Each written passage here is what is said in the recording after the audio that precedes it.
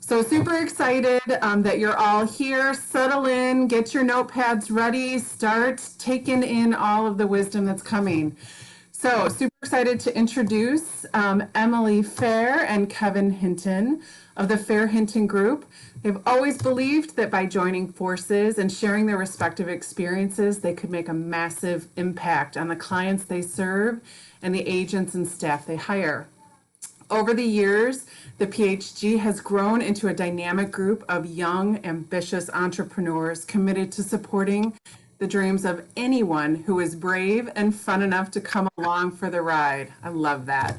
The Phair Hinton Group is a growing team of 12 and are consistently ranked in the top 1% of the Chicago and Milwaukee markets.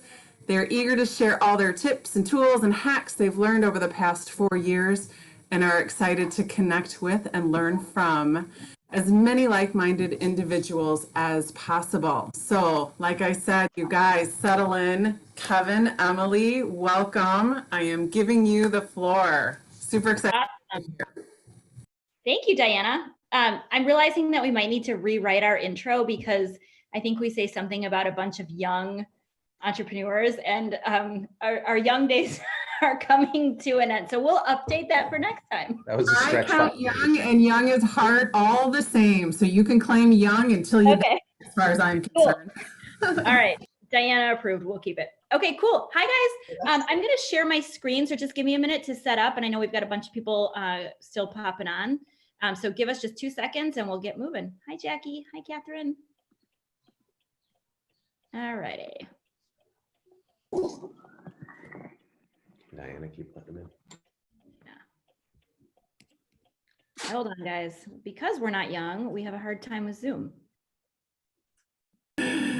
Yes, one of the secrets is surrounding yourself with also young people. Yes, yeah, exactly. Yes, exactly. We're really like trying to diversify our age of agents and talent that we're around. Okay, cool. Can you guys see the screen? Somebody give a yes or a thumbs up or something. Diana, yes. Okay, cool. All right, you guys, let's jump to it. I know we've got people that'll join us along the way. So we are hoping that this morning is very interactive. So if you guys have questions, just shout them out, unmute yourself, jump in. You can type in the chat, like whatever you guys need to do, because it's our mission to really make sure that you guys learn something. And if you have a specific question, just go for it. We've got a presentation, but that doesn't mean that we want to be talking the whole time. Cool. All right. So I am Emily Phair of the Phair Hinton Real Estate Group. This is my sidekick, Kev. Yeah, we're coming at you from the KW North Shore, Milwaukee office. So Kevin came up from Chicago yesterday. We had a presentation yesterday. We've got a couple today. So we toggle back and forth between Chicago and Milwaukee, but we're settling in Milwaukee today. I'm very happy to be here. Okay, so today we're going to talk about lead generation made simple. Here's the deal, guys. It's simple, but we know for sure that it's not easy. So we're going to throw a bunch of nuggets at you. We know that this is a challenge, but we're going to try to trim all of the nonsense out of lead generation and give you some really actionable steps that you can put into your business today. That's the goal. Super simple. All right, here we go. Tell them about us. That's us. Aren't we cute? We're back cute. when it was summer. Aren't we cute? Back when we were younger and cuter and had a professional camera. Yeah, lots of editing. All right, that's our squad. So we want to follow you and we want to be part of your life. So if you guys want to kind of grab our handles there and follow us, that would be great.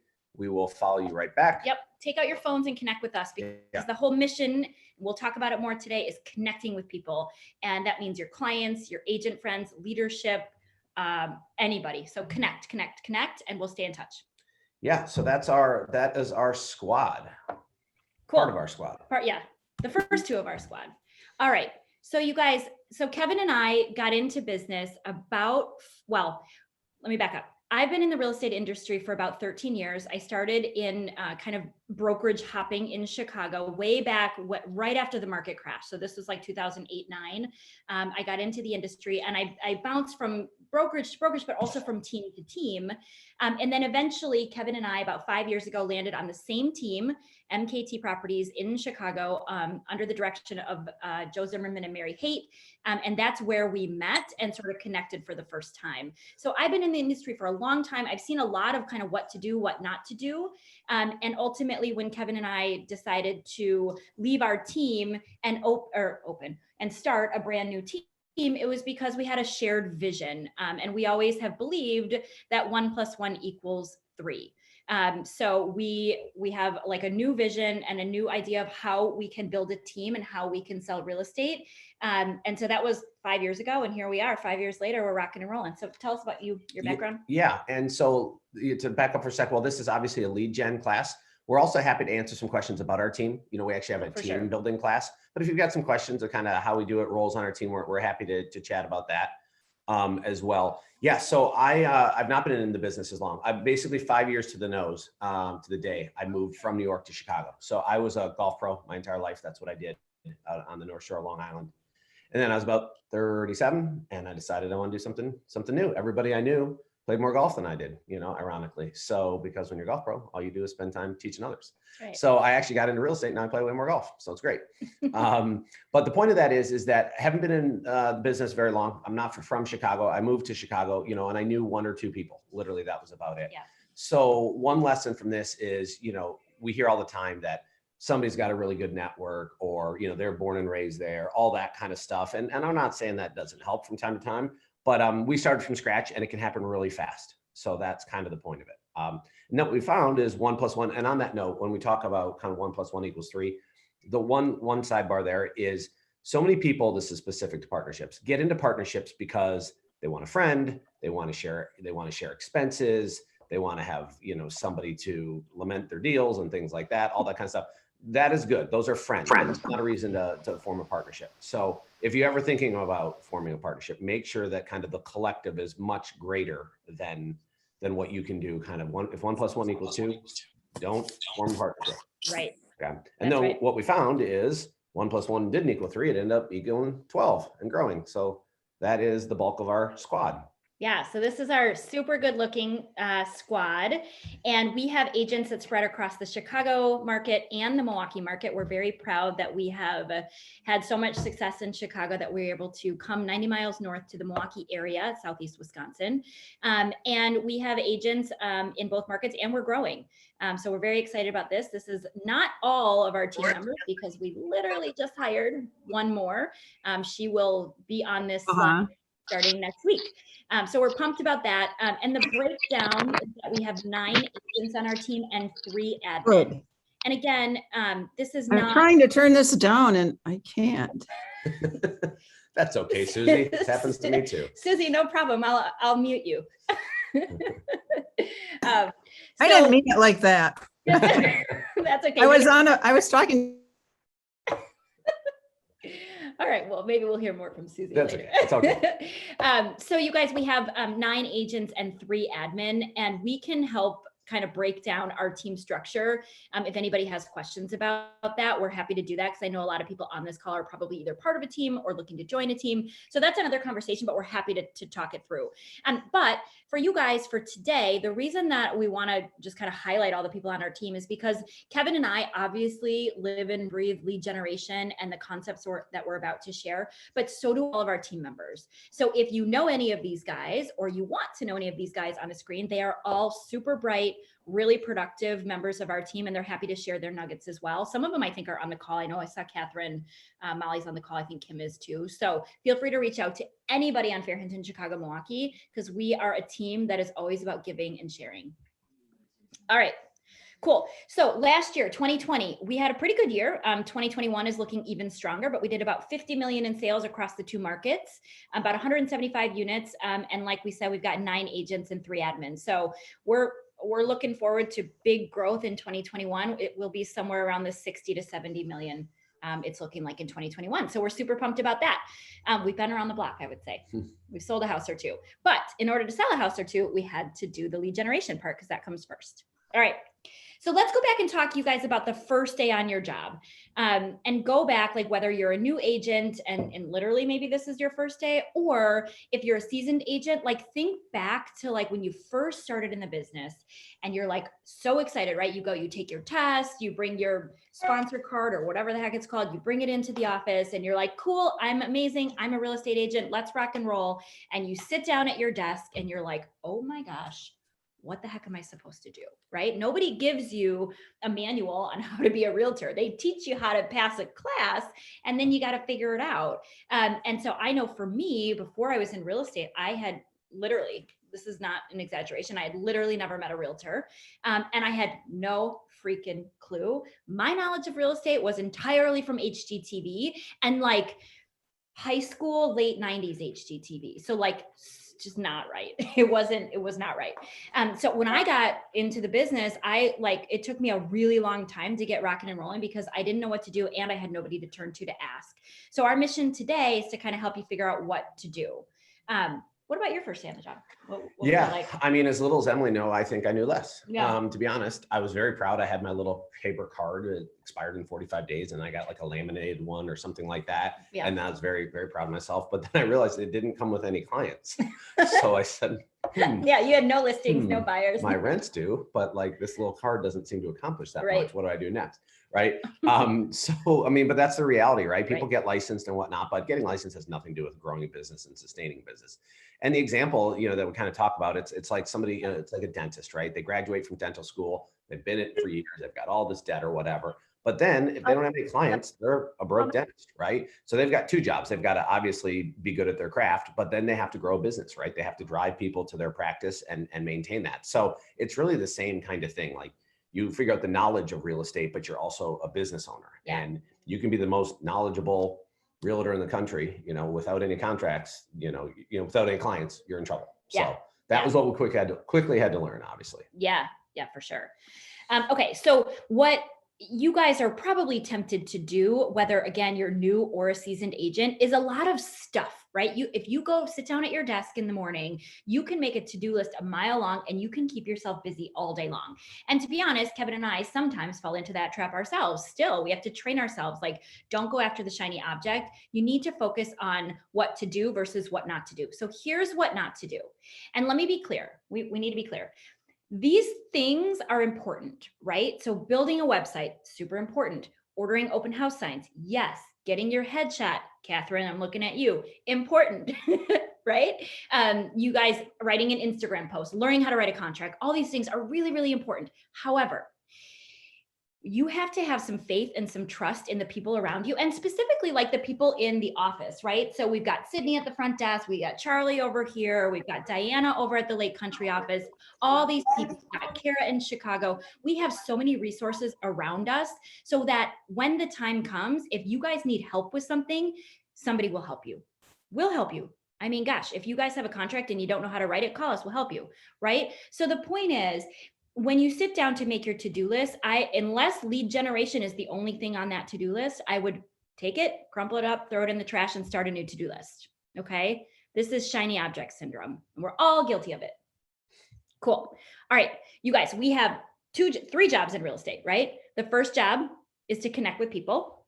The second job is to tell them that you're a realtor. And this is like, shocker, right? We forget this part quite a bit. And then the last thing is a ton of other stuff, all that other stuff.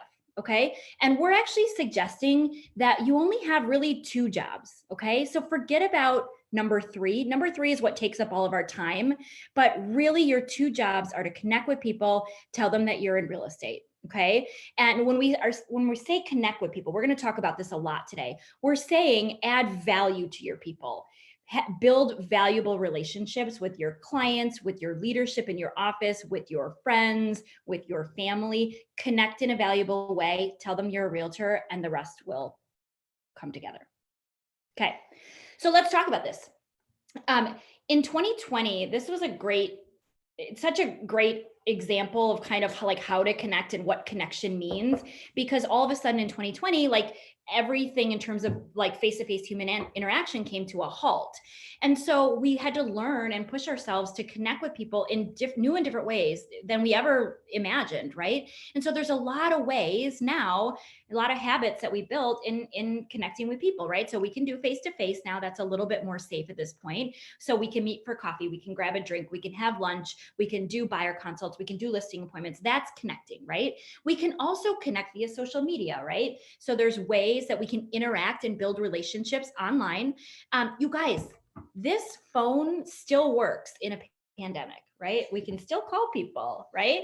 It's very easy not to, but it still works, right? So there's so many different ways that we can connect with people, but what we can't do is what a lot of us did, guilty for sure, is not connect, right? We can't use either fear or pandemic or any of those things as a reason not to connect with people, unless your mission is to not make any money. And if that's you, that's cool, then don't connect, right? Okay, now let's talk about connection in the form of adding value, okay? So I want you guys to think about all the people that you know, and think about all the relationships that you have as a bank account. Okay. So imagine that you're walking into your bank and you're opening a new account and you're making a deposit of $1. Okay. So you go into the bank, you say, okay, Sally, I've got my $1. I'm going to open an account and I'm going to make a deposit. Okay. That's awesome, right? And then the next day you get paid and you make another deposit. And then every other Friday you get your paychecks into that account. And eventually you have like a big sum of money, which is awesome.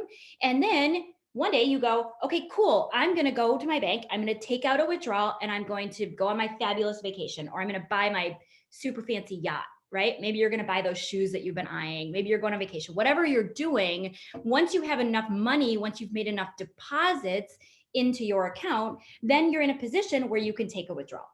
Okay.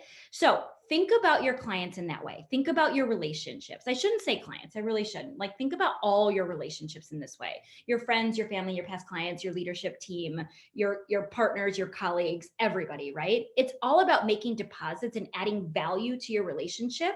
And then once you've added value, right? So Kevin and I have been adding value to each other for years. And now when I need a favor, he's definitely going to do it for me, right? You're going to do it better. Proud. Right. Yeah. Right. Because I've made so many deposits, right? I've added so much value to his life that he is going to support me in my life. Okay. So we are never going to tell you guys, call everybody you know and ask them if they're looking to buy or sell or invest in real estate. That will never be our strategy and our recommendation to you. You can do that if you want to, but we're saying connect with people in a really like organic, genuine way by just adding value to them or adding value to the world. Yeah. And to that point, right? So all of our touches, and we're going to get into kind of what our 33, 36 touch is. Yeah. But we try to make them as value-based as possible for two reasons. One is it's a way easier call, right? It's a way easier text. Yeah. So when you call somebody and you said, hey, did you see where interest rates are? I think you guys are at like 4%. I think you should probably think about refining. Like, that's adding value, right? Did you appeal your taxes? That's adding value. Did you say things like, hey, I've got this coupon to, service your furnace, $50 off. Do you guys do that? It's October. You might want to do it before the start of the year. Those are the types of touches that we make where you're giving value. And it's way easier. It's a way easier touch. And then at that point, essentially what you're doing is you're filling the bank account, right? Mm-hmm. And then one of two things happen. If you do want to ask, right? If we have 4 quarterly touches a year, we try not to ask them for business more than one of the 4. But most times what we find is we are a high referral based team, and we rarely have to ask. It typically comes to us. Yep. Because we've been consistently adding value, and I don't really want to ask. You definitely can. But most times people will do it for you if you've been depositing, right? The example is, we all have the friend that you don't hear from very often, or you only hear from them when it's convenient or something like that. Then you get a call on Friday night and they say, hey man, I got to move my couch. My movers are coming at 7:00 tomorrow morning. Can you come over and help me? Right? Well, that person hasn't been adding a lot of value into my life. I don't really want to do it. Right. But if that person has been, right, you said, cool, yeah, I'll, that guy or girl's done a lot for me. So that's kind of how you want to do it. Right. And then the other thing that we've talked about, just some examples and things like that, is you make it real, right? This is like a low inventory market, right? Right. So you don't even need to be adding value to the individual person, right? It could be using that person in your network to add value to somebody else. So the easy script would be, hey Bob, I know you've got a house in Mequon. I've got the cutest young couple that they're due in August, and I can't find them a house anywhere. Like, it is like my mission, get them into the house. Do you know anybody? They're looking for a, blah, blah, blah, blah, blah, or whatever. If you think of anything, I need to find them a house, right? That's an easy touch, because you're not asking for anything. You're asking for someone else. And you're not asking that person to have they thought of selling, right? Right. And now if they have thought of selling, of course, they're going to say, well, actually, we were thinking of selling, right? So those are the types of things that you can do, but just think of it as a bank account and always be adding value. And then when you do ask, it's easy, or you don't even have to. That's the point. Yeah. Yeah. And I gotta beat a dead horse because I love to. Guys, you don't have to add value, as Kevin said, to the specific person that you're speaking to. Our mission is to add value to the world. Okay. And it's a little bit like, you know, when you put out good karma comes back to you, right? So if you think about kind of that same concept, adding value to the world can look different to everybody, right? Today, Kevin and I believe that we're adding value to the world by giving you our nuggets. Hopefully that's value to you guys. And so how is that going to come back to us? We don't know. But we know that adding value is always going to bring good things in the end. And so when you think about your lead generation, it shouldn't be daunting. It shouldn't be, task oriented. It should be, how can I get out there, connect with my people in a valuable way? And somehow it's going to come back to me. Okay. Because we're very tempted when we look at our people, our database, right? We're really tempted to start to decide in advance who is going to buy or sell, right? Like I've got all these 10 people that I'm going to reach out to today. And you want to kind of go tit for tat. Like I'm going to call Sally and I'm going to see if I can get Sally to sell. I'm going to call Bob. I'm going to call Jane. And you're trying to get specific people to take specific actions, but that's not what we're saying. If you go tit for tat, or you start to really cherry pick who you think is going to buy or sell, you will be wrong 100% of the time. And I know you love to say that. You're always going to be wrong. Always. Okay. So we want you to look at your database as just an opportunity to add value to the world. Okay, guys, this is my beautiful black lab. I love her. Her name is Raven. She's awesome. She shows up in this presentation because I miss her. And also, this is the part where we stop and ask for questions. Who's got questions about adding value or anything we've talked about thus far? And also, if you guys don't want to take your microphone off and shout it out, that's cool too. You can type it in the chat and we're just going to monitor. Okay. Reminder that this should be super interactive. And Diana, if there's anything you want us to kind of talk through for your agents, let us know. Yeah, well, I love that you talk about when you are adding value, you're adding value to the world, right? So everybody has something to share. What a great mindset. And I had to chuckle when you said that you will never tell people to pick up the phone and call people. I do that all the time. So, the reframing of what that means to be in relationship with people, I think is just awesome. And talk a little bit when you say you're not really thinking about what you're getting back. When you give value out to the world, things come back to you. Talk a little bit about the strategy of what you say yes to and what you say no to, because you had that big list of what not to do, and now you're adding value. How do you know what to focus on when you do that? Yeah, so to kind of circle back to that list, right? It's not that those things are not necessary and important, right? It's just not your priority. That's the point there, right? And the example is we've all seen the new agent, or the not new agent, that you come in June and they're working on their postcard for their Thanksgiving mailer, and then they're working on it November 1st. And then you're like, dude, you better send that out next year, because apparently it takes you 9 months to do a mailer, That's right. So those types of things, right? So it's, the best way to think about it is, you have to have your lead gen kind of in your calendar, whether it's 9 to 12, 9 to 11, whatever it is.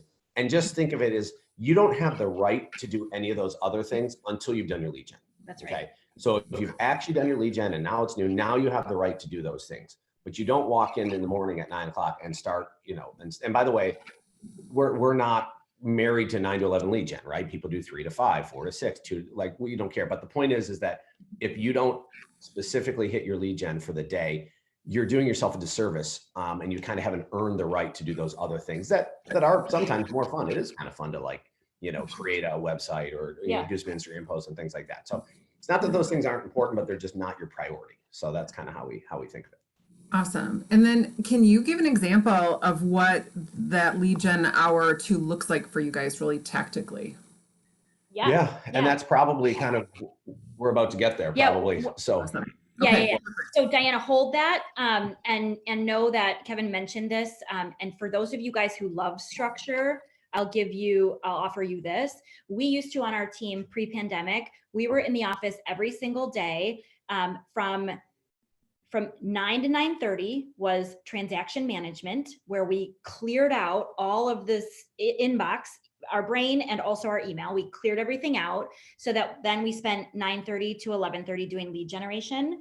And that was working for our team. And then during pandemic, we obviously are not in the office anymore and we have sort of like unstructured hours.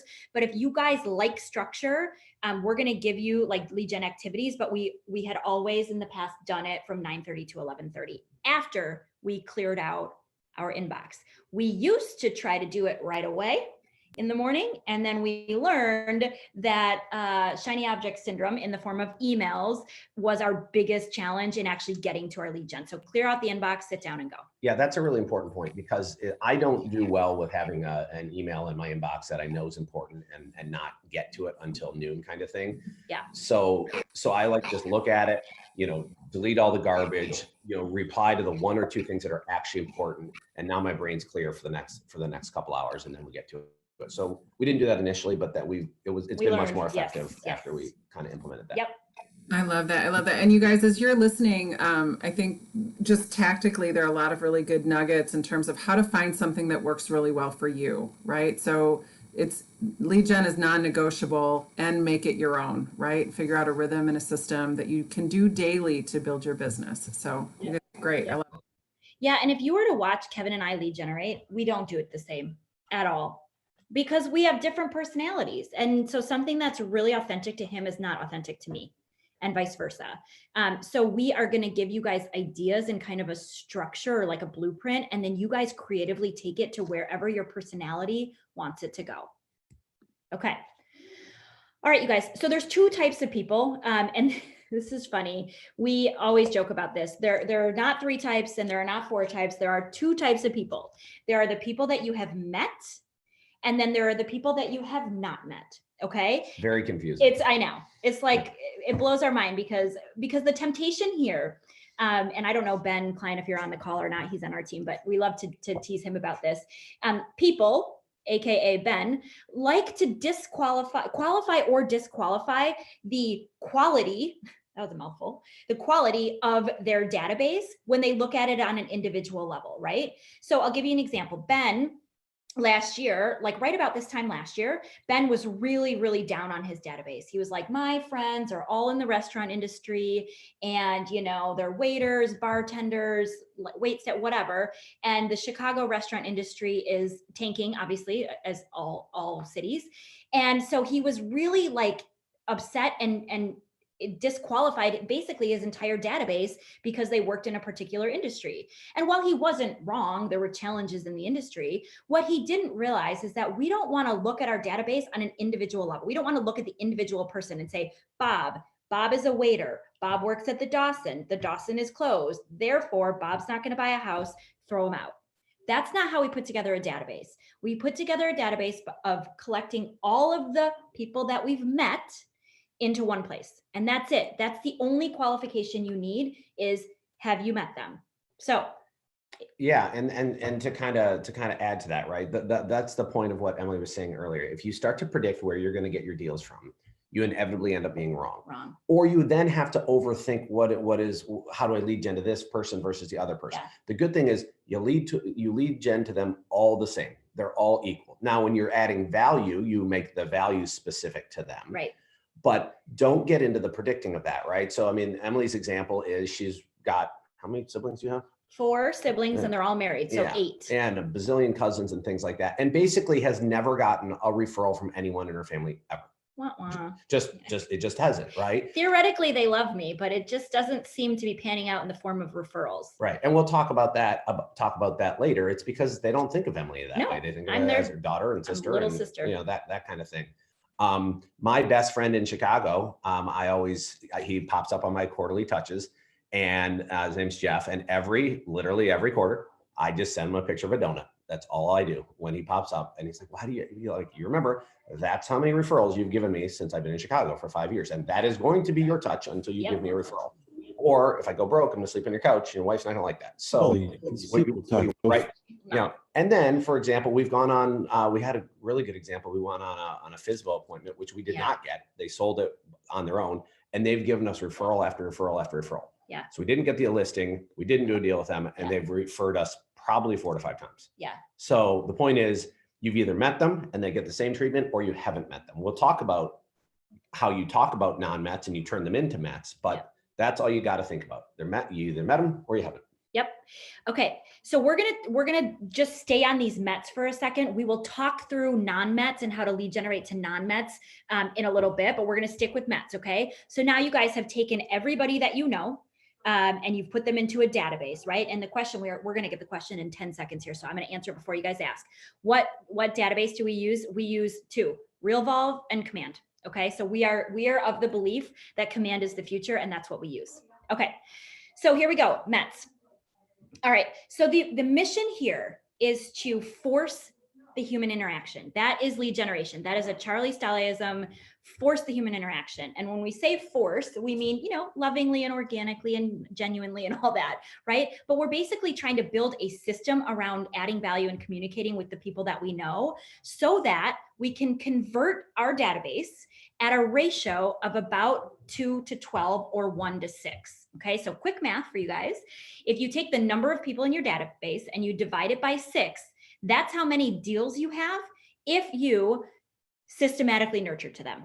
Okay, and we're going to talk about like the actual action steps in a minute, but that's good quick math. Okay, so if you have 100 people, divide it by 6. 200 people, divide it by 6. So you guys are probably all sitting on a pile of cash that you didn't even realize, but once you start to nurture and you give yourself that nurturing runway, you will take off and it will come back to you in the form of piles and piles and piles of cash, which is what we're going for. And as you guys likely know, that's all from the Red Book. Yep. That's Gary Keller's ratio.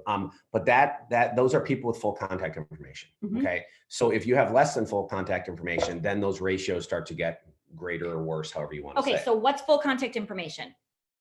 Phone, email, and Mailing address. I was like, that was tricky. it. And good thing I stumbled on that one, because that's always the harder one. The hard one. That's the harder one, right? Right. And there's actually some tactics to you can add value to get addresses and things like that. Yeah. And we'll talk Yeah, we about got that. some ideas about how to get addresses. Yeah. But yeah, so put your people and their full contact information into Command or whatever database you're using, and then we'll rock and roll from there. So let's talk about that. Okay. All right, you guys. So we've already sort of touched on this, but I want to give you a visual here. Okay. So imagine that everybody in your database, okay, so take everybody, but pick one person in your database and imagine that they are getting married and you are about to go to their wedding, okay? You walk into this big banquet hall, right? Big old like Wisconsin, Chicago wedding, right? You've got like maybe 200 people or whatever. They're sitting at the banquet hall. They're so in love. The music's playing, the flowers, the champagne, right? You walk in your like fabulous red dress. You look amazing and you're like ready to rock and roll. Okay. So think about that one person in your database and keep that keep that visual in your mind, because here's the deal.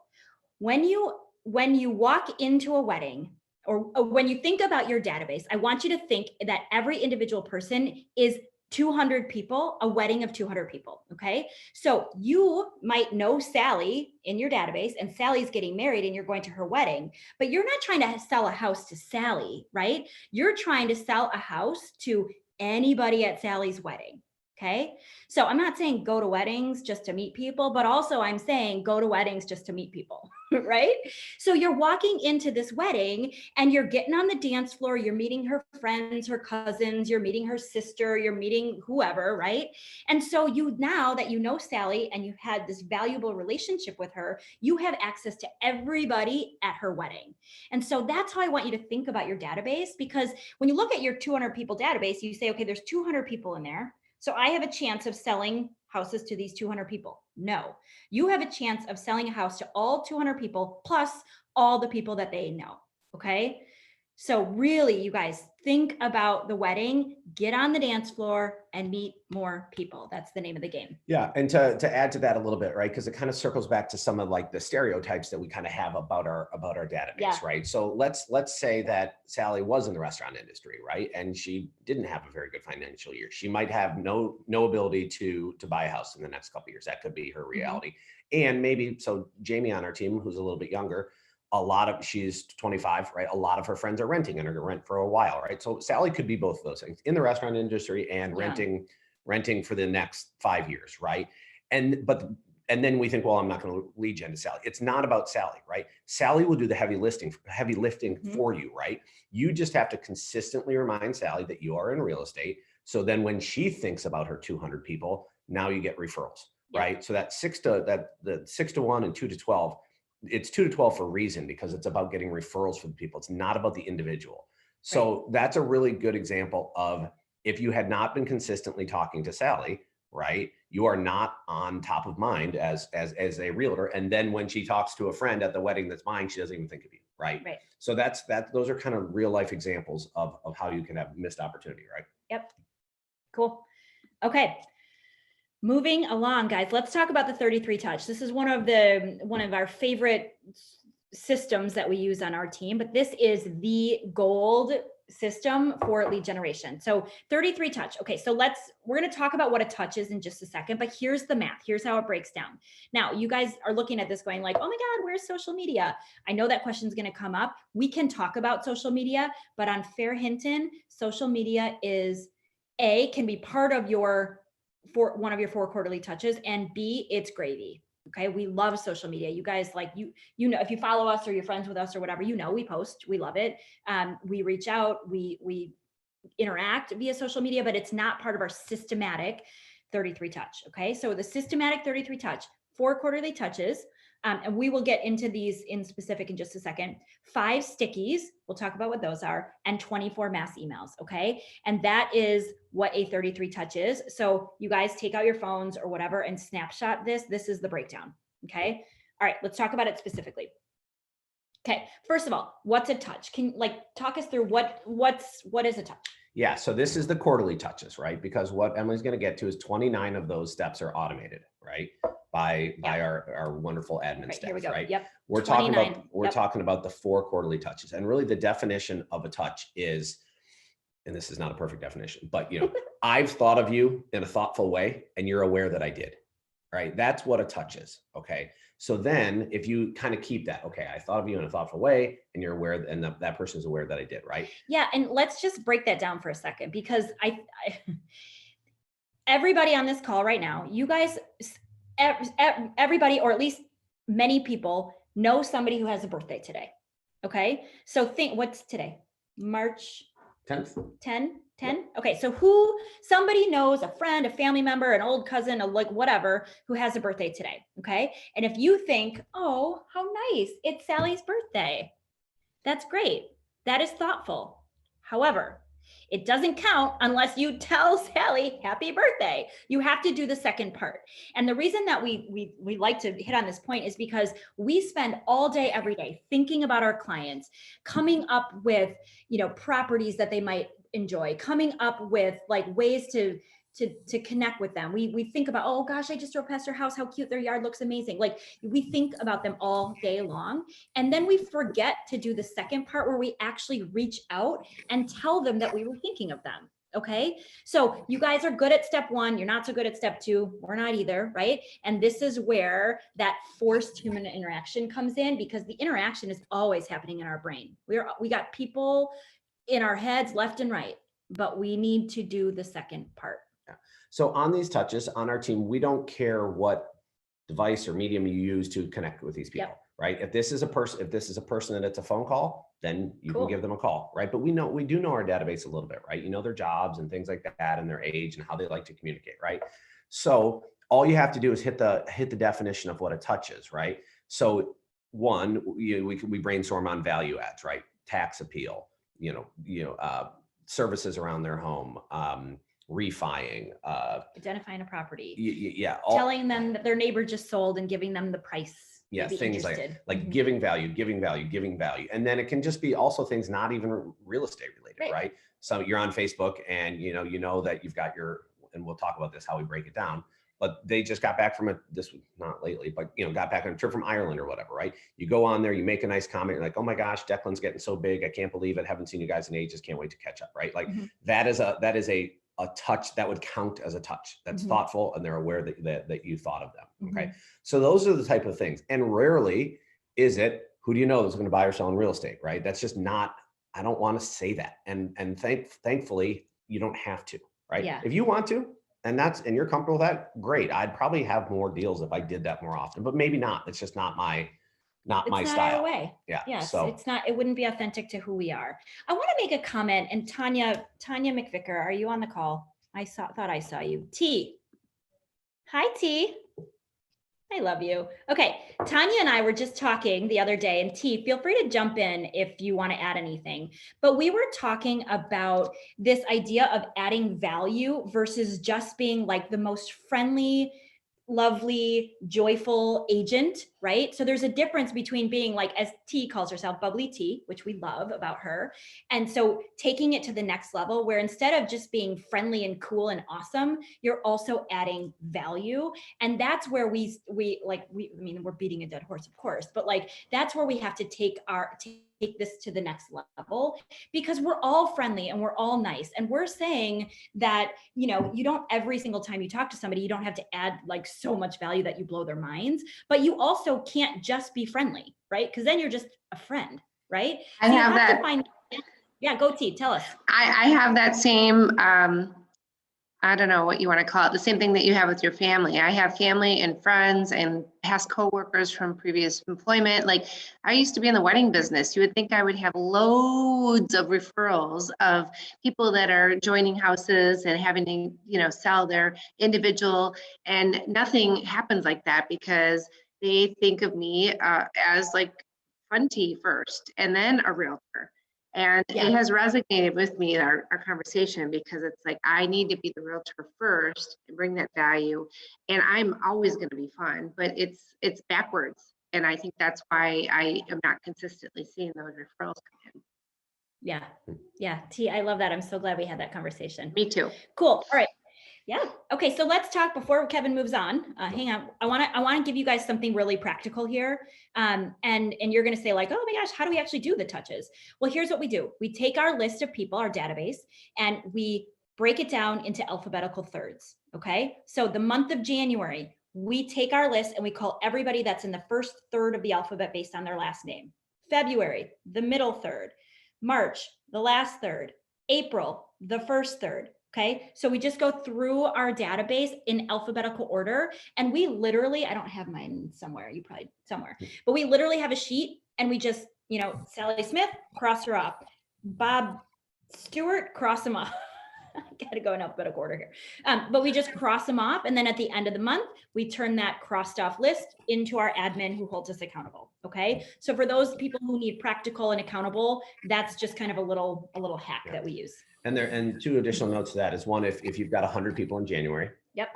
Molly and or Kim on our team will take it, and there's 20 work days in a month, give or take, right? And it's just 5 people a day, and just breaks it in chunks of 5. Mhm. And it just makes it seem so much more doable than seeing a list of 100 names, and it's Mhm. way more doable than waiting to January 20th to try to get through your 100 people, right? Yep. So Yeah. break it into, take the number of people, divide them by 20, and break it down that way. And then you've got your CRM up at the same time. And if there's an action item, right? If there's you're taking notes the entire time, right? Had a good conversation, right? And they said to check in with them in March, right? That goes in there. And then ideally, and the one thing about this is we are not perfect, right? The point of this is not, this is practical. This is just what we do. We are far from perfect, right? But in a perfect world, when I do that, I also take a note on what the touch was that I did. Yeah. Right. So if I sent them a handwritten note in January, I'm not going to do it again when they come up in the next quarter. Right. If I made an Instagram post, I'm going to try to do something different. Right. So ideally, if there's any action items, you take a note and try to record how you communicated with them. Yep. Okay. Because that's Yeah. also. Yeah, Diana, go ahead. I was just going to jump in and say, you guys, we talk about this all the time. There is shiny object syndrome. There's so much that happens over here that is important. The more more you can systematize this and have these like, who am I calling today, where you don't have to think about it, it's just the next group on your list, the more consistent you can be, the more deals you'll have. So Sure. just gold stuff right here. We talk about your databases, your data bank, and making deposits. This is the regular deposit that you guys are doing. I love it. Just Yep. want to underscore that. Awesome. Thanks, Diana. I'm going to go backward here, you guys. So here again is the 33 touch broken down. And I just want to like reiterate that these are in order of importance. Okay. So we talk about the touches first, because as we break down those 33 steps, these 4 quarterly touches are the most important. Okay. So get that down first, get that systematized, get started on those right away. And then we're going to move to stickies and mass emails. Okay. So let's talk about stickies. We love stickies. All right. So stickies they serve 2 purposes. But the definition, you can tell the definition. That's another one of those tricky definitions. It sticks around. It sticks right? around. Sticks around. Something. So it's not a Bed Bath & Beyond mailer that goes in the garbage right away, right? So it just sticks around, Yeah. and or it creates some laughter or, Yep. or some some joy to them, right? Yep. That's kind of the goal of our stickies. Yep, exactly. Yep. So it either sticks around or it makes people smile.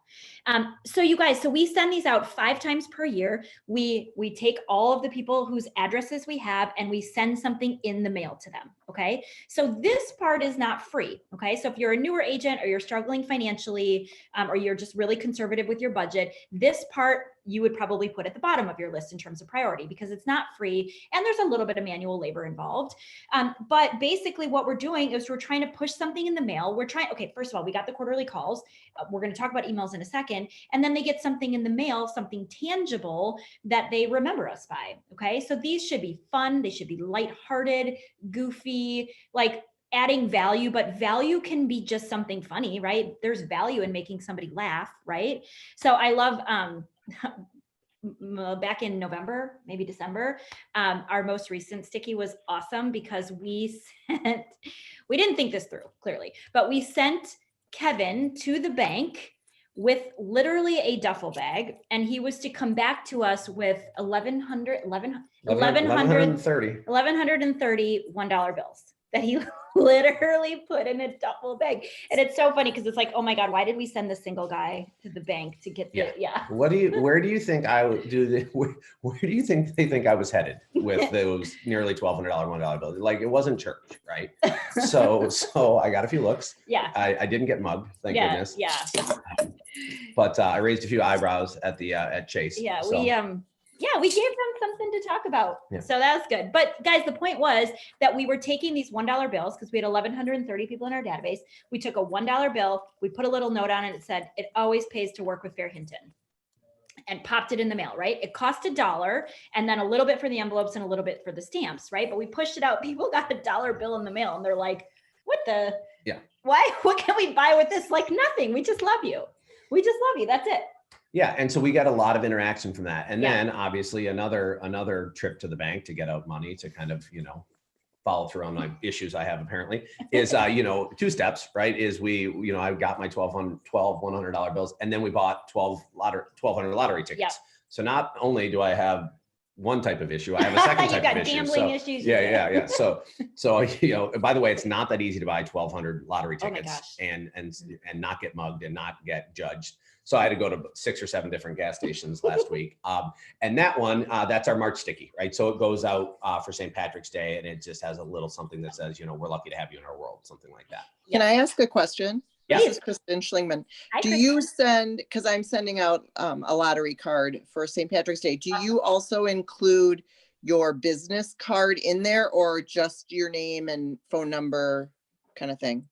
We do a little cutout with the team. Yeah. So we will have a picture of the team, because it goes to everybody's database, Mhm. right? So we want everyone, a team picture of everyone. Okay. And then we put a little cheesy saying on it. Yeah. So we can send you our cutout, Kristen. So if you want to Okay. email me, I'll forward you along exactly what we send, and you can copy it. Okay. You can whatever. You can alter it however you want to do it. Yeah. Perfect. And so another point here on the budget, right, is we try to get all of these, not much more than $2 to $2.25 a piece, right? for a couple reasons, right? There's no more value in sending a $7 koozie than an 85-cent koozie, right? It doesn't change things, right? Right. And it also wouldn't change things if I sent a $5 lotto card versus $1, right? That's not what it's about, right? It also hang on. My brain is working way faster than my mouth. A lot of times people will say like, oh, I'm going to send them a $5 gift card, Starbucks gift card, right? Or a $10 Starbucks gift card. Guys, there's no more value in a $5 Starbucks gift card, because how many $5 Starbucks gift cards do we have in our wallets that we've never used, literally, right? So it's not the gift itself, it's the act and it's the smile that is worth millions, right? That's what we're going for. Yeah.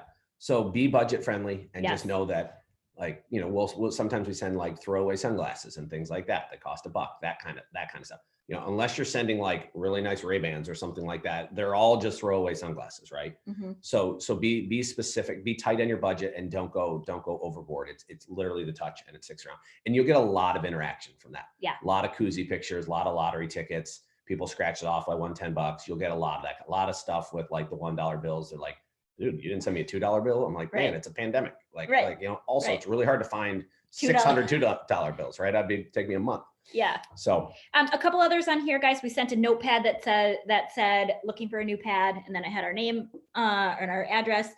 Koozies were the best. We did have one young couple who took our koozie. You remember this? he took the koozie straight to the beach. to He the was so beach. excited, and he got an open intox ticket, literally with this koozie. With and he took a picture, and it's like, oh, Phair Hinton just got arrested. Yeah. He's like, that only cost me $100. Thanks a lot. Yeah. So, Whoops. like, Whoops.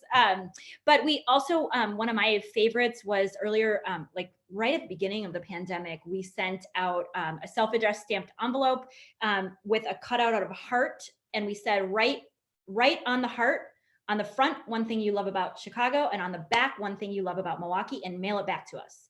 And we got all these hearts. It was really, really cool. And then we haven't been in the office, but they're all hanging in our office. But it was really cool, right? So it was really interactive. So that's a good idea. And the cost is 2 envelopes and 2 stamps. That's it.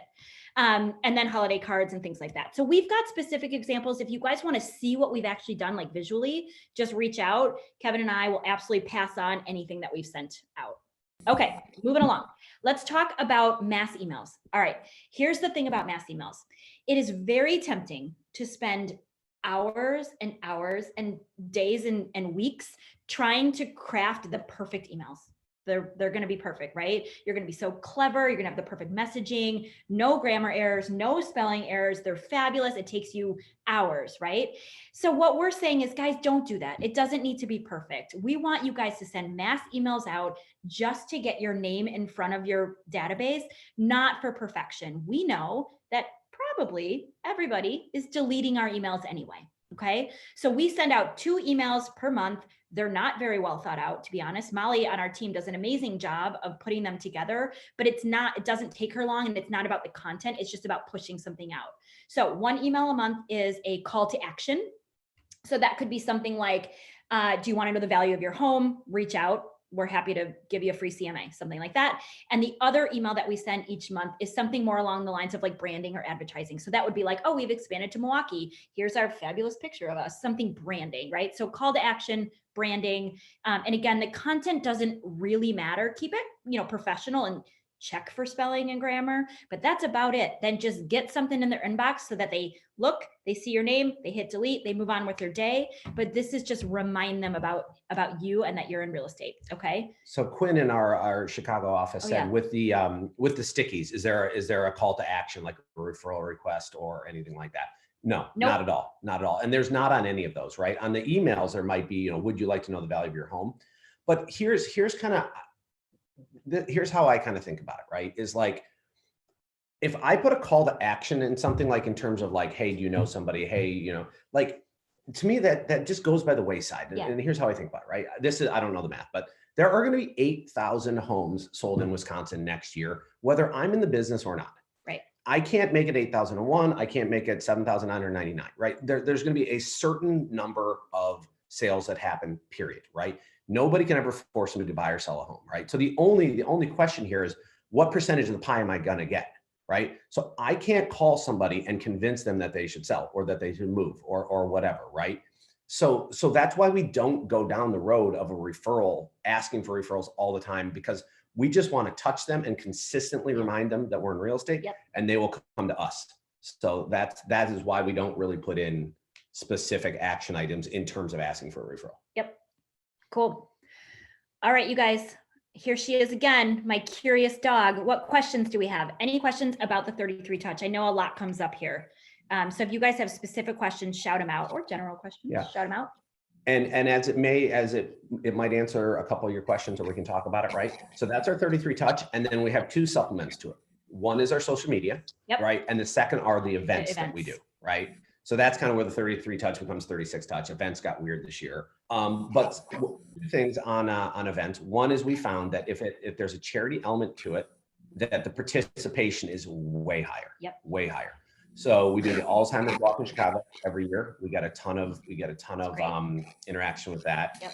We do a couple different types of drop-offs. So we're doing one why don't you explain the one that we're doing in one in Thiensville tomorrow, or today, I guess, where we have grocery bags from Sendix or wherever we got our bags. And we posted a little note that says we're doing a charity drive, for like a food drive.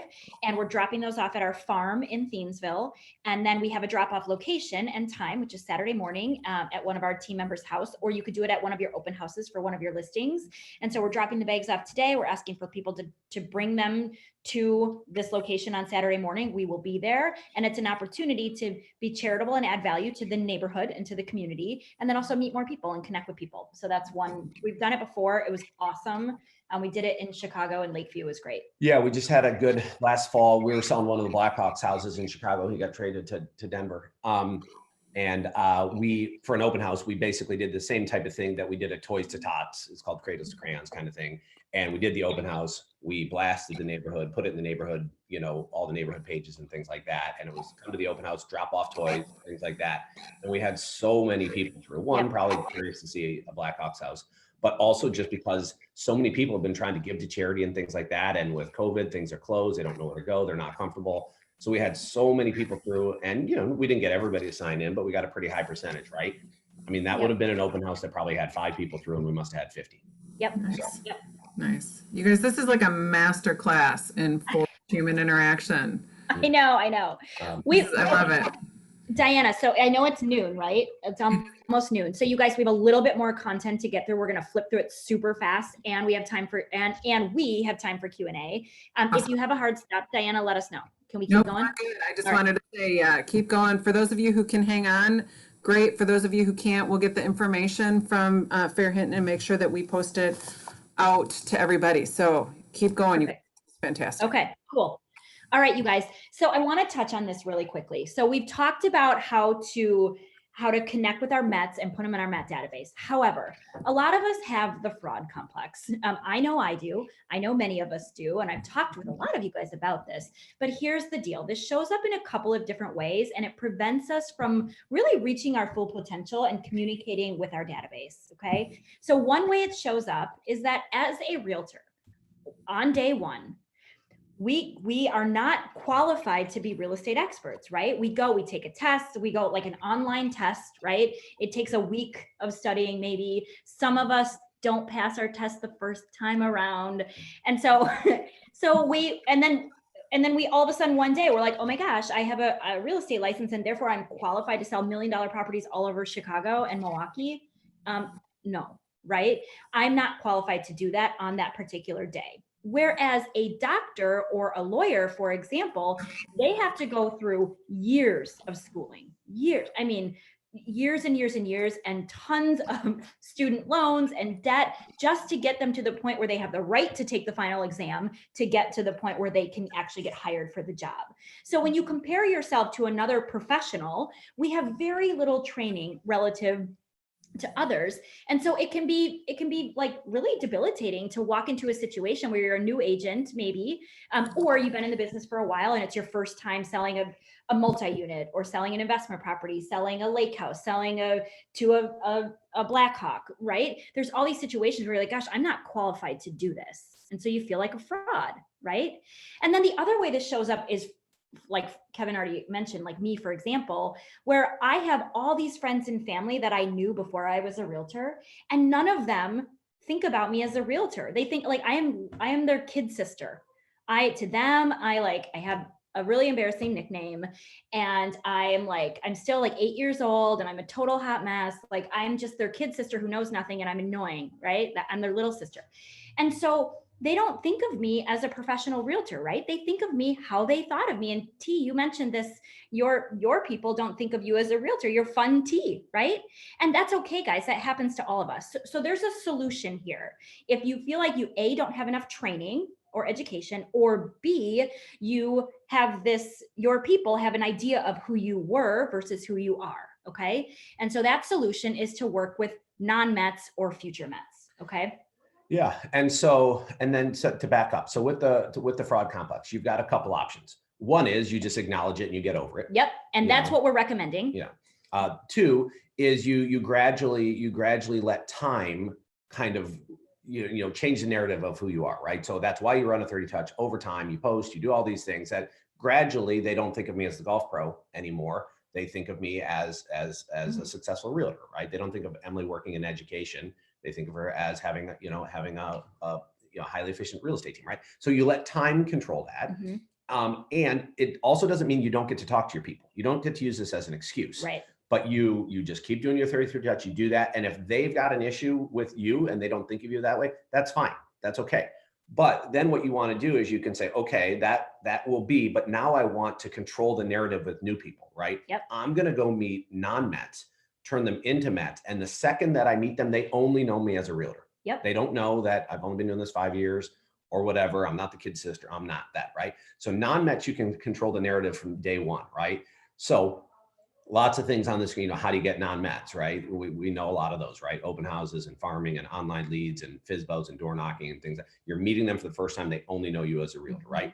This is good. This is absolutely a good thing to do. They're a non-Met. You meet them. They go into your 33 touch. Now they're Met. Yep. Doesn't matter if you met them for 5 minutes at open house. They're now a Met. Okay. The thing with non-Mets are two points. One, you don't on our team specifically, you don't get to work on non-Mets until you've turned in your sphere list every week, until you're doing your lead gen, right? You earn the right. You earn the right to do that. But if you have a desire to grow your database and work with non-Mets, you absolutely can after you've done your lead gen to your Met database. But what you want to know is two things. One is it's a lot more work and it's a lot more expensive. Mm-hmm. Okay. The ratios of getting non-Mets to execute on a deal are way higher, Way greater, worse, yeah. right, than Lower, your whatever, database, yeah. right? So you can think of a farm, right? So if your sphere's 1 to 6, like a farm in general is it's basically 50 to 1 is a farm. So if you have 100 person farm, kind of like we do in Thiensville, not a big farm, right? And you market to them for 12 to 18 months, for 100 people in your farm, you should get 2 deals. Yep. Okay. So if 2 deals is your goal for the year, well, good, you hit it. But most people, that's not the goal, right? So that is a supplement, and 2 deals are great. But don't think that ratio is going to be 12 deals. And it cost a lot of money, and it took a lot of time to convert those people from non-Mets to Mets to eventually, doing a deal with you. So yeah, it's a good supplement. People build their whole career off of FSBOs, expireds, cancels. That's what they do. That's not how I want to do business. I don't enjoy that part of it. I'll do some of it. And when I'm pretty motivated and I want to get some non-Mets and get some more deals, I'll do it. Yeah. But I enjoy talking to my people. So I don't really have a fraud complex. Emily had to work through it a little bit. I still more. do. Yeah. I still do, you guys. Yeah. Listen, you guys, like, here's the deal. I actually think he probably does have a fraud complex, but maybe relative to something else, right? Because none of us, there's plenty of other things. right? None of us are immune to like fear and nerves and all like those kinds of emotions, right? And so I think the difference between Kevin and I and why we've become successful entrepreneurs is because we like run like head first into the challenge. We're like, okay, cool. Teach a lead gen class.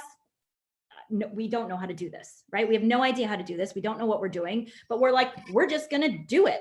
And then therefore we will figure out how to do it, and we will get better and better and better. So if you are waiting for perfection before you go out and write your first contract, or before you sell your first $1 million house, or before you sell to a family member, you're not going to be there. Perfection does not come before progress. Okay. It's the other way around. So you just have to be willing to listen to the fear and to the fraud complex, right? Like, oh, you're not good enough. Who are you to sell a house?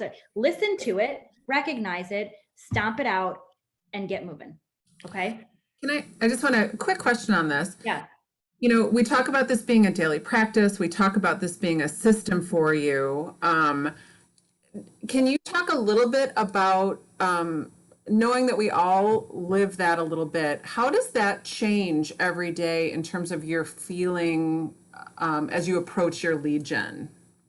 Yeah. Yeah, part of it is gradual, right? It's first, it's acknowledging that there's always a first of everything. Everything is a first, Yep. right? It's your first sale, it's your first $500,000 place, it's your first multi-unit, it's your first $1 million place, your first $4 million place. Most expensive property that we ever sent is $4 million, right? Mhm. We were driving up Lake Drive yesterday, right? And Yep. if we listed one of those mansions, I have no idea what they cost, but those got to be 10, 12 million, some of those, that would be out of my comfort zone, Right. right? But now I've got a choice, right? Do Emily and I, put on our jacket, walk in there, do our thing and try to get that listing, or do I let somebody else have it, right? Right. I want a shot at it. Yep. Right? Why not? What's the worst that's going to happen? I don't get it. They say, you've never sold an $8 million house. You're like, nope, I haven't, but I'm going to sell this one. Right. Right. So there's always a first, right? And you have to kind of dive in. You gotta go and pull in people to help you. That's what's so good about the office, right? Co-list it with something, get some thoughts. Yeah. And be upfront. Like, don't try to hide it in general, because they will see through you. Yeah. Sure. I can't say enough, Diana. Like, I still don't, I will be honest. Like, I love talking about lead gen, but I don't love doing it because who am I? Like, I'm just like a tiny little girl who doesn't know anything. That voice is in my head constantly. So even if I were to go after a 2-bed, 2-bath in Lakeview, for $425,000 on the second floor on Wolfram, that's in Lincoln Park. But regardless, I would have fear around it because that is just my natural way, right? So what I have decided to do is to recognize that it's a thing and it will always be a thing, and to push through it. And that is, it's like, we talk about this difference. We went to dinner last night and we had this interesting conversation about the difference between confidence and self-confidence. And I think that confidence comes from like data, right? You can say like, I'm confident selling this 2-bed, 2-bath house because I've done it before. And like, I've seen it done. I know how to do it. I have a history of success doing it. I am confident, right? So what we're asking you guys to do is look into your self-confidence.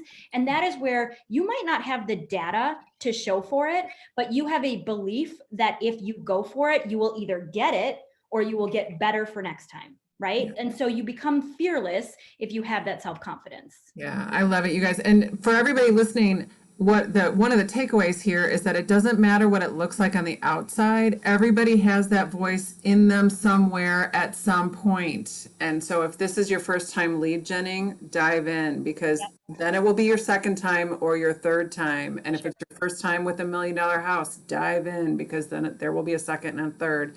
So it's always there. Thank you, guys. Yeah. So we got a couple questions in there. Yeah. So you guys, let's go through some of these questions because I know, Tanya, I'm reading your comments. I love you guys. Chat, you guys, you can turn off your microphones. Chat, we're kind of getting toward the end, but we definitely want to leave it open for questions. So if a Q&A and interaction is a little bit more valuable, let's go there. This on the screen is just a basic kind of pipeline of once you get your METs or non-METs into your pipeline, you obviously set the appointment, you convert them to a client, you sell them a house. But then the whole point is that they're going back into your MET database. So this conversation today is just like never ending. If you think that you're going to lead generate for X amount of time and then you're going to stop doing it and become a millionaire, you're wrong. This is forever. The second somebody buys a house, guess what, guys? They're a seller and they go back into the pipeline. Okay. So we really just have to keep this churning. This is why we create systems and consistency so that there's constant flow and you're not like the up and, a lot of you guys are probably experienced that up and down, right? You have 5 sales, then no sales, then 10 sales, then 0, the back and forth. We're trying to create consistency. All right, so let's go through some of these questions. Yeah, so a couple questions from Jason in our Chicago office. Do you do anything besides the 33 touch to target specific METs and deepen the relationship like an 8x8? Short answer, no, and not consistently. We kind of know ourselves. We know like what we'll do and what we won't do. And one thing is we've definitely spent money dabbling and then not sticking with it, right? So we did kind of run an 8x8 for a little while, like a coming soon postcard, you know, a just listed, an under contract, a closed, the circle prospecting around it. And it absolutely creates leads. We either didn't have the desire or the bandwidth to consistently do it, so we stopped. Yeah. We also farmed a neighborhood called Graceland West in Chicago. We got some stuff out of it. But the point of this is, if you're going to do supplemental stuff besides your 33 touch, you've got to look at the budget and you've got to be doing it for years. Yep. Right. Because you have to do it for a long time and consistently, or you're just kind of throwing money around. Yeah. Yeah, for sure. Okay. What else we got? T, thank you. So Nada, I don't know if you want to jump in, but what services are worth the investment for lead gen? What do you use?